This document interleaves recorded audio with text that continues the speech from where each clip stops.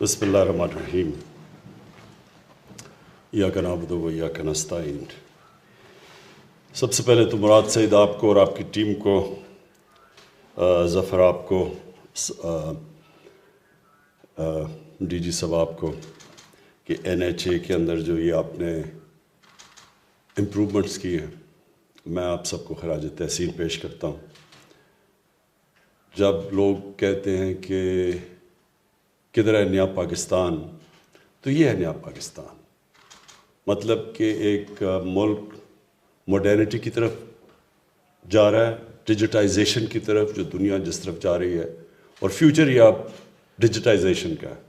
لیکن اس سے زیادہ جو امپورٹنٹ چیز ہے وہ یہ کہ اس کے اندر ایک ٹرانسپیرنسی، یہ ای بلنگ، ای بڈنگ، اور پھر وہ جو جی آئی ایس میپنگ، اس سے یہ ہوگا کہ اس سے تو آخر میں جی آئی ایس میپنگ سے تو آپ مانیٹر کر سکیں گے۔ پہلے تو فزیکل جا کے انسپیکشنز ہوتی تھیں، انگریز کے زمانے میں تو وہ گھوڑوں پہ جاتا تھا۔ تو اب یہ ایک ماڈرن ٹیکنالوجی کا زبردست فائدہ یہ ہوگا کہ آپ بالکل مانیٹر بھی کر سکیں گے۔ لیکن یہ جو آپ کی ای بلنگ، ای بڈنگ، یہ بھی بہت امپورٹنٹ ہے، کیونکہ یہ دونوں ایریاز ایسے ہیں جس میں بہت زیادہ کرپشن ہوتی تھی۔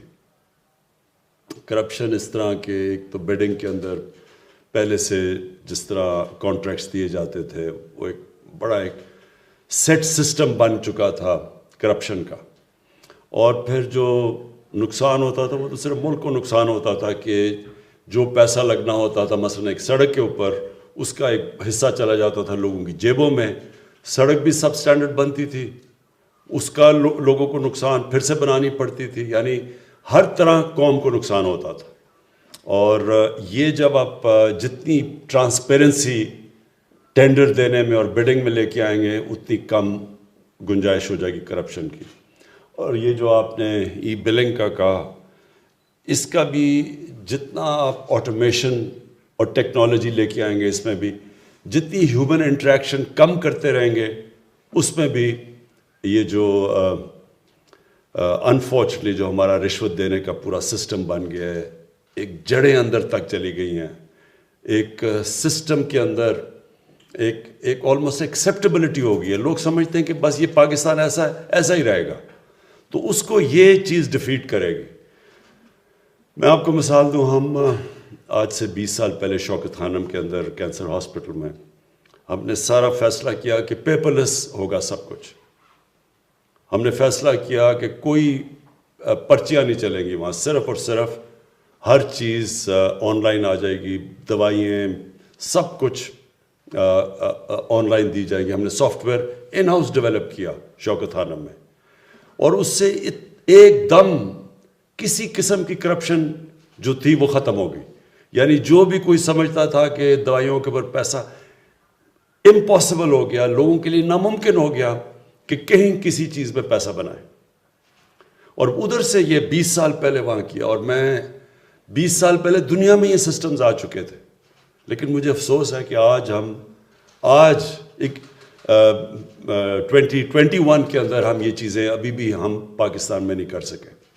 اور اس میں بہت بڑی ریزسٹنس ایک سٹیٹس کو سے آتی ہے۔ سٹیٹس کو کا مطلب کہ وہ لوگ جو ایک پرانے نظام سے ناجائز فائدہ اٹھا رہے ہیں، وہ چینج نہیں آنے دیتے۔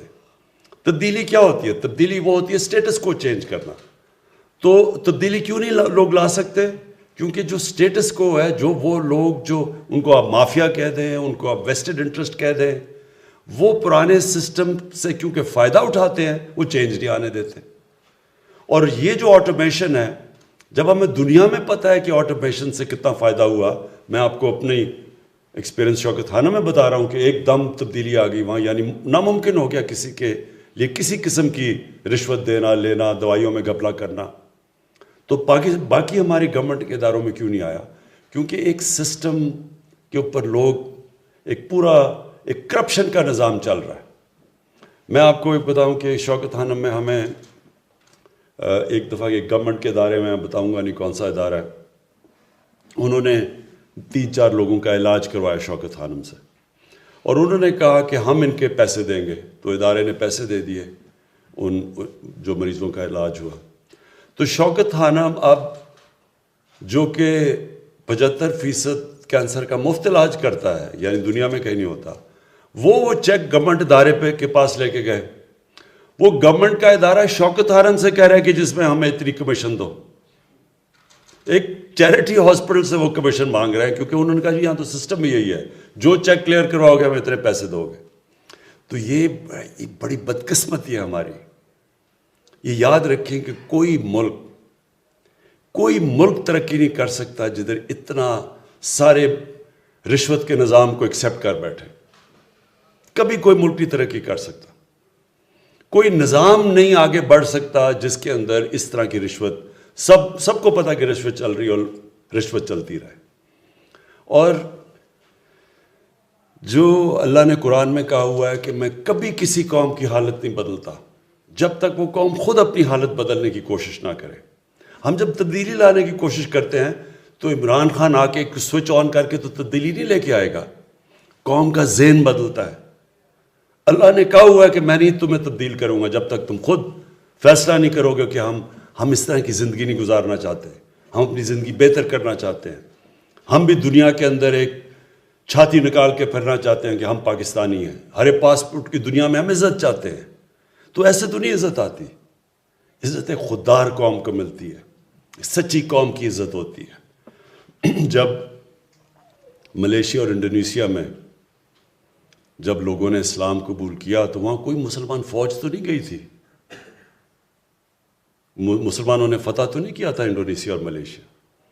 جو مسلمان تاجروں کا کیریکٹر دیکھا لوگوں نے، اتنے متاثر ہوئے کہ اس سے وہ لوگ مسلمان ہو گئے. سچے لوگ تھے، کیریکٹر والے لوگ تھے. کوئی بددیانتداری نہیں کرتے تھے اپنے لوگوں سے. لوگ رسپیکٹ کرتے تھے، ان کی امانت دار لوگ تھے. اس لیے لوگ ان کو متاثر ہو کے ان کی طرف آئے. تو ہم پاکستان میں ریئلائز نہیں کرتے کہ اللہ نے اس زمین کو کیا کیا نعمتیں بخشی ہیں. اور یہ میں جب بڑا ہو رہا تھا تو یہ پاکستانیوں کی دنیا میں عزت تھی. تیزی سے اوپر جا رہا تھا ملک. یہ جب ہمارا صدر گیا امریکہ تو امریکہ کا صدر اس کو ایئرپورٹ لینے آیا. جب وہ گیا برطانیہ تو کوئین نے جس طرح اس کو ریسیو کیا، رسپیکٹ تھی ایک دنیا میں. کیونکہ قوم تب ایک لوگ اس طرح جو ایک قوم کو جو آہستہ آہستہ ہمارے سسٹمز گئے، ہم نے سچائی سے دور ہوئے، رشوت ایکسیپٹ کرنی شروع کر دی، لیڈرز نے کرپشن شروع کر دی. ابھی یہ کیا، یہ جب یہ ایک براڈ شیٹ ایک چیز سب کے سامنے آئی ہے کہ اس نے پاکستان گورنمنٹ نے ایک فرم کو کہا کہ جی ہمیں ہمارے ملک کے سربراہوں کو نے چوری کیا تھا پیسہ اس کے لیے انویسٹیگیٹ کریں. انگلینڈ کی فرم تھی. تو وہ جو انٹرویو دے رہا ہے وہ کیا کہہ رہا ہے کہ کس طرح پاکستان سے پیسہ چوری کر کے باہر جا رہا تھا. اور کون کر رہے تھے؟ پاکستان کے وزیر اعظم، پاکستان کے وزیر، وہ چوری کرنے پہ لگے ہوئے تھے پیسہ. تو جب ملک کا سربراہ چوری کرے، وزیر کرے، تو وہ تو نیچے تک سارا سسٹم کرپٹ ہو جاتا ہے. تو پھر تو NHA کے اندر ہم نہیں کہہ سکتے کہ جناب آپ چیف انجینئر نہ پیسہ بنائے اور فلانا نہ کانٹریکٹر نہ پیسہ بنائے. تو سارا سسٹم جو سب سے بڑا ظلم کرپشن کرتی ہے ایک ملک سے، کہ کرپشن کو ایکسیپٹیبل کر دیتی ہے. اب برائی کو برائی نہیں سمجھتے ہیں کہ کوئی غلط چیز نہیں ہو رہی. اور اس سے کیا ہوتا ہے؟ کرپشن سے سب سے بڑی چیز کیا ہوتی ہے؟ لوگ بڑے امیر ہو جاتے ہیں. وہ براڈ شیٹ والے نے کہا کہ یہ جو میں تھوڑی چیزیں دیکھ رہا تھا کہ ایک پاکستانی نے، اور وہ بھی بتا نہیں رہا کہ ہمارا پاکستانی سیاستدان نے، سعودی عربیہ سے لنڈن کے بینک میں $1 ارب بھیجا. $1 ارب ایک آدمی نے بھیجا. تو لوگ تو بہت امیر ہیں یہاں کے ہمارے، لیکن ملک غریب ہے، مقروض ہے. ملک قرضے پہ گزارا کر رہا ہے، لیکن لوگ ایسے ہیں جو لنڈن کے سب سے مہنگی جگہوں کے اوپر بڑے بڑے محلوں میں رہ رہے ہیں. ملک تب اوپر جاتا ہے جب ایک ملک امیر ہوتا ہے. آج ہم مغرب کے لوگوں کو دیکھ لیں، مغرب کے حکمرانوں کو، ان کے پاس دیکھ لیں کتنا پیسہ ہے، ان کا رہن سہن دیکھ لیں، اور ایک مقروض ملک کے جو بھی یہاں جنہوں نے حکومت کی ان کا رہن سہن دیکھ لیں اور ان کے پاس پیسہ دیکھ لیں. آپ کو لگے گا کہ یہاں دودھ کی نہریں بہہ رہی ہیں. اور لگے گا وہ غریب ملک ہے جب آپ ان کے پرائم منسٹرز کو پرانوں کو دیکھیں گے، ان کو جب ان کا رہن سہن دیکھیں گے، وہ ان کے جب یونائٹڈ نیشنز میں جب گئے ان کے جاتے ہیں پرائم منسٹرز یا ہیڈ آف اسٹیٹس UN کے اندر، تو وہ کتنا پیسہ خرچ کرتے ہیں، اور جو ہمارے یہاں سے ایک مقروض ملک میں جا کے کس طرح وہاں رہتے تھے، کس طرح پینٹ ہاؤس اور ہوٹل کے اوپر پورے جو سب سے مہنگے ہوٹلوں میں جا کے رہتے تھے. یہ ہے ہمارا مسئلہ. اور بدقسمتی یہ ہے کہ ہم جدھر سے شروع ہوا تھا ہمارا سویلائزیشن، جو ہم دیکھتے ہیں مدینہ کی ریاست، کیونکہ نبی صلی اللہ علیہ وسلم نے وہ ریاست بنائی تھی، تو جب وہاں دیکھیں تو کیا چیز سب سے چیز سامنے آئی تھی کہ جو ریاست کے سربراہ تھے وہ سادگی میں رہتے تھے، کسی نے محلات نہیں بنائے، اپنے اوپر پیسہ نہیں خرچ کرتے تھے، جو پیسہ ریاست میں زیادہ آتا تھا اپنے غریبوں پہ خرچ کرتے تھے، قوم کو نیچے سے اوپر اٹھاتے تھے. فلاحی ریاست بنائی انہوں نے. اور اس کے الٹا یہ دیکھیں کہ ہم نے یہ جو ملک کتنا ایک بڑی خواب تھی پاکستان کہ ہم نے بنانا تھا وہی مثالی اسلامی فلاحی ریاست، اور ہمارے پاس ہم کس طرف نکل گئے. اور اس کا نتیجہ سامنے ہے کہ جب تک ایک قوم واپس اس نظریے پہ نہیں جاتی جس کے لیے بنی تھی، اللہ کی برکت بھی آنے لگی. مبارک دیتا ہوں کہ یہ جو آپ نے قدم اٹھایا، دیکھیں آپ NHA میں جب شروع ہو جائے گا، سب سے زیادہ پیسہ تو سڑکوں پہ بنتا ہے، سب سے زیادہ کمیشنز تو سڑکوں کے اوپر بنتی ہے. تو یہ جب آپ اس کے اوپر اس طرف جا رہے ہیں ڈیجیٹائزیشن کے اوپر، اس کا مطلب کہ آپ نے مشکل ہو جائے گا لوگوں کے لیے پیسہ بنانا، ٹرانسپیرنسی آ جائے گی. اور یہ جب سب سے زیادہ ادارہ جدھر پیسہ بنتا تھا، جب ادھر سے چینج آئے گا تو انشاءاللہ باقی بھی اب ہم جو اگلا ادارہ ہے FBR، سب سے بڑا چینج آئے گا جب FBR پوری طرح ڈیجیٹائز ہو جائے.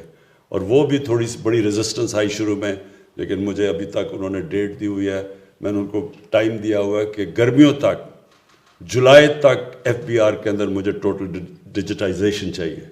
اور انشاءاللہ تب آئے گی. آپ دیکھیں ٹیکس کلیکشن پاکستان میں کیسے اوپر جاتی ہے، اور جیسی ٹیکس کلیکشن جاتی ہے ہمارے ملک میں پیسہ آ جائے گا اپنے ان لوگوں، تعلیم پہ خرچ کرنا، اپنے غریب لوگوں پہ خرچ کرنا، اس کو فلاحی ریاست بنانا.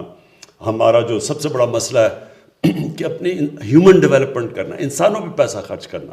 قوم تو تب امیر ہوتی ہے جب اس کے انسان امیر ہوتے ہیں، اور جو ایک قوم کی پہچان تب ہوتی ہے کہ وہ کیسے اپنے سب سے غریب طبقے کو کیسے رکھتی ہے، کمزور لوگوں کو کیسے رکھتی ہے. امیر لوگ نہیں کیسے رہتے، اس کے جو کمزور طبقہ کیسے رہتا ہے. اور انشاءاللہ جیسے جیسے ہمارے پاس ریونیو بڑھتا رہے گا، FBR کے اندر ریفارمز آتی رہیں گی. کرپشن جب آپ کو مثلا آپ سڑکوں کے اوپر جب ختم ہوگی تو ہمارے پاس جو مراد نے اصل بات کی کہ ہمارے پاس اور زیادہ پیسہ آ جائے گا خرچ کرنے کا انفراسٹرکچر کے اوپر. ہم اس کو اور بہتر کرتے جائیں گے. انفراسٹرکچر جیسے ہی بہتر ہوتا جائے گا ملک میں زیادہ انویسٹمنٹ آنی شروع ہو جائے گی. تو یہ آج بہت بڑا قدم آپ نے اٹھایا ہے. میں انشاءاللہ اس کی وجہ سے ہم اور منسٹریز کے اوپر بھی پریشر ڈلوا لیں گے کہ ای گورننس کے اوپر سب منسٹریز جائیں. اور ان کو بھی ہم نے ٹائم سکیل دیا ہوا گرمیوں کا کہ اگلے 6 مہینے تک ہم ایکسپیکٹ کرتے ہیں کہ پاکستان کی جو منسٹریز ہیں سب ای گورننس کے اوپر آ جائیں گی.